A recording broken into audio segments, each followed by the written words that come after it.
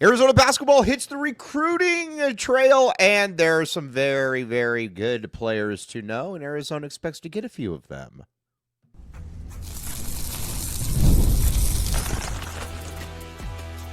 You are Locked On Wildcats, your daily podcast on the Arizona Wildcats. Part of the Locked On Podcast Network, your team every day. Thanks for keeping it locked on Wildcats and making this your first listen of the day. I am your host, Mike Luke. This show is brought to you today by Monarch Money. Take control of your finances with Monarch Money. Use code LOCKEDONCollege at monarchmoney.com for 50% off your first year. All right, Arizona basketball is here, my friends, and the recruiting trail is something that is heating up, and it is heating up in a big, big way. Now, the first name, we're going to talk about a lot of different names here. But first, just so you know, Murph and TJ, both off in Memphis, walking in Memphis. They're obviously they're looking at a bunch of different players, and there's some stuff to like about the players that they're looking at, and we are obviously going to break that down.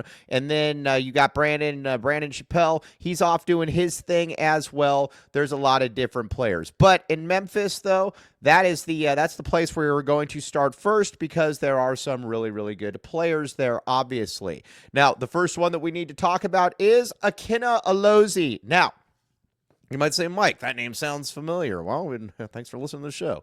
Akin Lozi is he's really, really good. He is a top 10 player in his class. He is somebody that you watch him, and he has a next-level burst. He has an explosion. He has an ability to be able to get to the basket that you generally just don't see in a lot of high school players. Akin Lozi is the man. He is really, really good. Not a great shooter, and he can get kind of ahead of himself at times, but overall, he's, like I said, he's somebody that any coaching staff in the country would love to have. He's originally from New Jersey, and he is on a top priority for Arizona at that point guard position. He easily projects as a one and done. He's the kind of guy, again, that you really like, that you really want to have as a player at the U of A. Arizona feels good about where they're at with him. I mean, we'll find out, but Arizona does feel good about where they are at with Akin Lozi, and I'm going to go with that. Again, doesn't mean they're going to get him, but it feels like they're like I said, they've been on him for a while. They've offered him, and they would definitely have an open spot. You got to remember too, Arizona is going to be replacing a lot of players this coming year. With you just look up and down that roster. You got Jaden Bradley at the point. Going to be moving on. Obviously, he's a senior. You got Braden Burries. He's expected to be a one and done. Probably moving on. Then at the small forward spot, I mean, Anthony Del Orso. Anthony Del Orso, going to be a senior, moving on. You look up front, Koa Pete, expected to be a one and done, moving on. Then up front, again, Mo Krivas, who knows what him, Tobe Awaka, et cetera, et cetera. You get the point. There's probably going to be 7 or 8 different spots that are going to be available for Wildcats, for Wildcat fans to be keeping an eye on. But the most important one is that point guard spot, obviously, and so keep an eye on that. That's going to be an interesting one to see how that plays out. Akin Lozi is that, and like I said, he played really, really well. You watch him, and you can just kind of see that that's a dude that is a good basketball player. That's what they look like. Then another one, too, that he didn't play, but like I said, I'm going to keep beating the drums home, is Mason McGee. I like Mason McGee. I think that that's the kind of player that if you don't need him to come in and start immediately, he's not on the tour, the EYBL tour, because he's with the Compton Magic, but I like him, though. You watch how he plays. You watch just kind of the comfort with which he goes about things. I think he could be a very good starter as a sophomore. If, again, he's in on that role. Some kids aren't in on that role. I get all of that, but I like him. I like what he does, and I think he would be a nice little fit. Okay, now another one that we probably got to start talking a little bit more about is Elijah Williams. Now that name might ring a few bells, because he's Monty Williams. He's Monty Williams' son, ex-Phoenix Suns coach, obviously. He's good. Plays in San Antonio now. He's a top 50 player. He's probably a little bit better than that wing. He's played very, very, very, very well. And watching him too, that's another guy. You're just kind of like, all right, that is a good basketball player. He is like I said, he's very cerebral. I mean, again, insert the joke about, well, he's a coach's son. He should be cerebral. So he's obviously there's some things to really really like about what he can do from that perspective. Then, like I said, you watch just kind of how he plays, and you can just see that that's a player he's going to be a very good basketball player. That's really the best way I could put it. He's going to be a very, very good basketball player. Okay, now another one too another factor though that I think comes into all of this is that Arizona's been recruiting him. He's kind of an in-state kid because again, he played in Scottsdale. Again, dad moved, San Antonio, et cetera, et cetera. So there's you look at that with Elijah Williams, but that's another guy. He played very, very well. I like him a lot. I think he's really good. So we shall see. Now, there's going to be a couple new names here we're going to talk about in a minute, but that's kind of why, again, Brandon Chappell coming onto the scene changes things a little bit because he's got some connections as well, I mean, that's what you're looking for. But and then Taj Ariza didn't play well, but, you watch him, and he's clearly one of the handful of best players in the entire class. He's with Clutch again, so, when you watch him, you're just kind of like, all right, I mean, yeah, sure, you'd like him to play well, but you can just tell by watching him. You can tell by watching how he moves. You can talk about basically from about everything that he does that he's big time. Some guys you can just kind of tell they're big time. He is big time, and like I said, that's certainly another guy to keep in mind on all of that. Now, but with Ariza, again, he's with Clutch. You're going to want to get anybody that's with Clutch. You're going to want to get. He is he's a beast. He can he's basically a 6'8" shooting guard. Sometimes, probably lets the game come to him a little bit too much, but he's young. He's a good kid, and like I said, he is. If he were to be an All NBA player, an All-Star, whatever the case may be, I could easily see that being the case. All right, so. Obviously, with Taj Ariza, there is that. Now, another guy that's with Clutch, Christian Collins. Love Christian Collins. He is one of the handful of best players in the entire class. I think with Christian Collins, he's a player that that's the ultimate one and done. Top 3-4 player in the class. Again, the Clutch kids, that's a little bit of a different factor than for Arizona because in Clutch, obviously LeBron James agency, that's the that's the kind of group, those are the kind of kids that you want to impress. And I think they were kind of at the stage now where it's not really where it's not really a surprise that, somebody like Christian Collins would be a top priority. Again, a California kid, really good, top 3 player, top 4 player in the entire class. And he played very well. Now listen, when you're a big man, it can be a little bit more difficult in the summer circuit or because you're kind of reliant on other players getting you the ball. And that's something that you got to keep an eye on, but, again, what you see. He is a top priority for Arizona. Arizona would love to be able to get him. And, again, he can do kind of everything. The way he moves, he's very, he moves with kind of a quickness / just kind of a, it's hard to really explain. Just watch a video of it, but he's good. He is he's going to have the ability to stretch at times. He's also going to have the ability to be able to put the ball on the ground. He's going to be able to do a lot of different things, and I think that's just kind of what's exciting about him, where he is at with in his development, where he's at, just kind of in his development as a player. He's good. He's good. And he is, I think if you were to talk about, top priorities in the class, it would probably be him and Cam Holmes. And I'm not sure that, and then after that, I think it's probably Akin Lozi. But those are the guys that you're looking at. And again, he played very, very well. So you got to throw that one in there. So we shall see. Now, there's a kid that's kind of got he's got people with some different views about him. And, I think eventually Arizona's going to take him, but how did he perform? How did he perform? And I think that's something that a lot of people want to know. But first,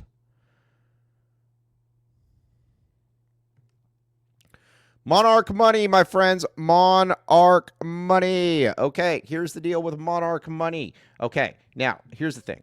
Ever check your bank account? I've done this all the time. And wonder, you're like, where'd all my money go? I thought I had way more in there than I do. I don't. And between, dining out, online shopping, what entertainment, you're like, man, this thing caught up with me really, really quickly. And I lost track of everything. Now, that's where Monarch Money comes in, your personal CFO, giving you full visibility and control over your finances. Monarch Money isn't just a budgeting app. It's a complete financial command center. Again, this is something where, and you can get in touch. You can have people, that are, keeping an eye on what you are doing. You can track all your accounts, investments, and spending in one place so you can stop managing your money and start building wealth. Check it out. Again, they got cool, surprising insights. You just realize how much money you're spending on food delivery, for example. That can catch up very quickly, and it's an all-in-one convenience, easy collaboration. Here's the cool thing about it, too, is you can just take control of your finances with Monarch Money. Use code LOCKEDONCollege at monarchmoney.com for 50% off your first year.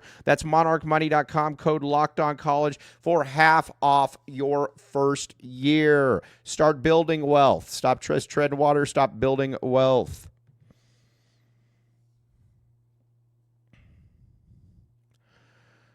Thanks for keeping it Locked On Wildcats and making this your first listen of the day. Locked On, your team every day. Now, we're going to talk about Darius Wobbington, my friend. Now, you might look at it, and again, we all know the drill with Tommy Lloyd. Tommy Lloyd is a stickler when it comes to, offering players where he thinks they should be. Again, he's not an offer from Arizona, and he's said this a million different times. An offer from Arizona is supposed to mean a lot, and it does. It does mean a lot for him. That's obviously the case. But I think the first one, though, is that when you look at somebody like Darius Wobbington, and again, I would offer Darius Wobbington. I don't even think that it's close. I think that he is somebody that he can, like I said, he can shoot the three, he can rebound, he can block shots. Now, is he a finished product? No. But he's good, though. He's good, and you can tell that his best basketball is clearly in front of him. He would love to be a Wildcat. I believe that if he were to offer, that would be done fairly quickly. Again, I think he would absolutely love to be a Wildcat. So we shall see. But again, a little up and down. Some of his shooting numbers aren't great, but you got to remember, too, that that's because he shoots a lot of threes. I mean, the Spacers should like him because he shoots a lot of threes. He is like I said, he's a good basketball player. He's a good kid. Wants to come to the U of A. He wants to back the A. Kids like that want to come to the University of Arizona that are good enough, I think you generally try to get them in there if you can. And that Wobbington, plus he's in-state. He's Sunny Slope. He, like I said, I think he's an offer. I do know for a fact that the players the coaches on the staff would like to offer Wobbington, but again, that's going to be a Tommy Lloyd sign-off. Keep in mind, like I said, Tommy Lloyd is very, very, Tommy Lloyd is very, very, how do I put this? He's very circumspect on who he offers. He doesn't, he's not going to offer just anybody. Wobbington is not going to be an exception. Probably going to have to wait there a little bit. But TJ Murph, I think both like him, and so we'll see. Plus, he's a kid too. He's not going to come in. He's not going to be a one and done. He'd probably be a 2 or 3 year player that's certainly got NBA potential. He's also 6'11", can move fairly well. He's got kind of an odd body. Doesn't exactly have kind of the chiseled body that guys like Christian Collins have. But there's a lot of guys that don't have those kind of bodies, but he's a good player. Like I said, shooting numbers weren't great, but blocks a lot of shots, gets a lot of rebounds, and honestly, he plays basketball the right way. I think that's what's kind of exciting about him, is that you watch him and you're like, okay, that dude kind of gets it. I'm excited to see exactly what he can do. But again, and then the in-state kid that we need to really talk about, Cam Holmes. Cam Holmes is awesome. Is he a top 5 player in the country? Probably not. Is he a top 15 player in the country? Absolutely. Another kid in-state that Arizona is going to want to prioritize, and Arizona is going to want to get. You watch him, he's a lefty. He's got a real good feel for the game. He's got a dexterity level that not a lot of not a lot of players have, and he's got a feel for the game as well. He like I said, he can push the ball. He's not really a point guard, but he can push the ball. He's a very good secondary passer. He can score a little bit. He is a like I said, he's been on the radar for a long time. He's Deron Holmes' little brother. He's further along than Deron at the exact same time. And, there's a reason for that. Like I said, he is he's just, like I said, he's a really, really good basketball player. I think that, you watch him too, and you're kind of like, all right, are you a one and done? You're probably a one and done, but I also don't know for a fact that he's a one and done. He could be a two and done, but either way, he's an NBA player, and he's somebody that you are going to offer. And they offered him early. Now again, Tommy Lloyd, like we've been talking about, generally doesn't offer kids really early. They offered this young man early, and well, you know what? There's a reason why for that. This could be in Arizona. I think Arizona is going to be in this until the very end, and I think that Arizona, if I had to guess, again, I guess things could change, but I believe that Arizona will get him. I believe Arizona will sign Cam Holmes, and he will be a University of Arizona basketball player going forward. Again, really good player. In-state kids are awesome right now. This is the best group that we've seen in quite a while, and again, too. It's also just a testament to the staff, how hard they work and everything. And then we're going to talk about here a little bit of, well, it's coming up. We're going to talk a little bit about Brandon Chappell. But those are some of the kids that you need to know. Now, as far as before we bounce back to Chappelle, Ivan, we've talked about him before from, international player. I don't know this for a fact, but I would imagine that he is the mystery Euro. And you watch him, and you can see why. He's, like I said, he's 18. He's super strong. He's really physical. He's got an NBA type breakdown to him. And when I say an NBA type breakdown to him, is that he's very strong. He's a good athlete. He's not a great shooter, but you watch him, and his three-point shot, it's not a broken form. And I think that's something that, you look at and you're like, all right, what is kind of that next level for him? Can he become a good three-point shooter? And I think the answer is yes. I think the answer is also that it's going to take a little bit of time, but I do believe that he can become a good three-point shooter. He's also defensively, I think he's ready to rock and roll. I think that he's better than a lot of these kids that are out there that are, that you're kind of like, all right, well, really, what's the deal with so and so? Like I said, I think it's going to be it's going to take a little bit of time. I get all that, but at the same time, I think you're also looking at a player that is I think you're also looking at somebody that's going to be good. He's going to be good, and what is he going to be initially? I don't know, but I think it's easy to pencil him in as being 8-4, something like that. And I think he competes with Dwayne Aristod for a lot of playing time at that small forward position, along with ADO. Now, what was Arizona's newest basketball assistant coach up to?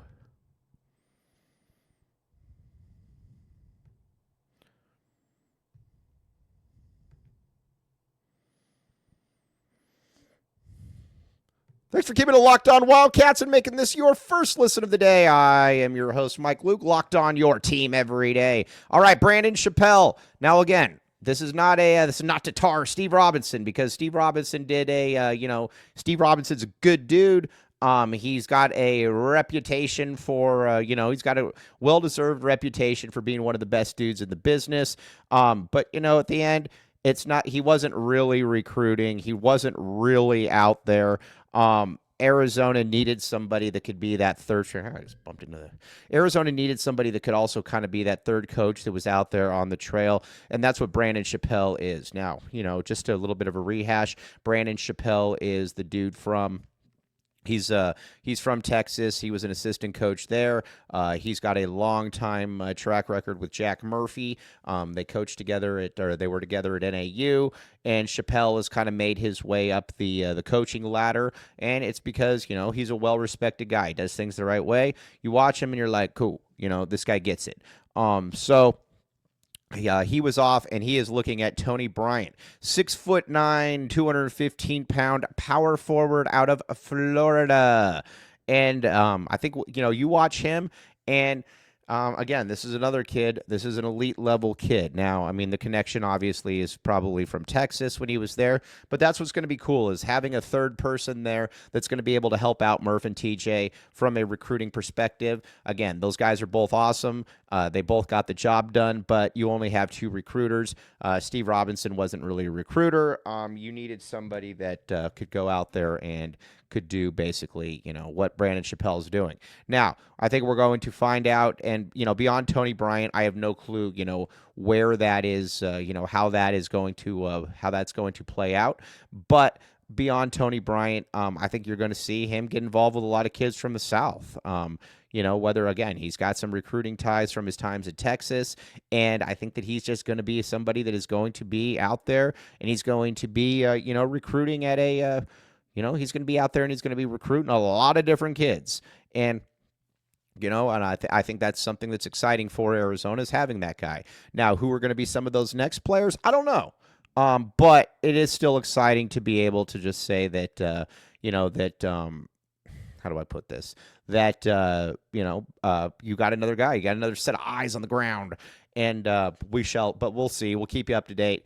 Tony Bryant's the first one that he's really kind of in on. We'll find out. I'm sure we'll find out more guys as we continue to proceed. Now, couple people I wanted to kind of shoot something down, unfortunately, but so KJ Lewis was at the softball game taking pictures with kids, and he's got U of A shirt on. Now, on the surface, it makes sense. You're like, well, Carter Bryant's gone. Arizona could offer KJ more to come to Arizona. He's not enrolled at Georgetown yet. Could Arizona get him? No. Doesn't sound like it. Sounds like that door is completely shut, and he is moving on to Georgetown. I think that everybody would have liked KJ to come back, but at the same time, you kind of get that, that ship's probably sailed. So again, wish him nothing but the best. You wish him nothing but the best, and you just kind of go from there. Now, a couple of inventory house things we need to talk about. We're going to talk a little bit more about football coming up in the week, but want to talk about softball for a second. It wouldn't surprise me at all if Caitlin Lowe is let go by DRF. Listen, the Mike Candrea should have been able to make that hire. It is what it is. He's the greatest softball coach of all time. Who he wants to have replace him, any AD is going to let him do that. Now, it didn't work out, though, with Caitlin Lowe. She just hasn't been that good. Last game, she basically she started the wrong players. She left some in too long. It was a tragedy. They were down 4-0 before they had recorded it out.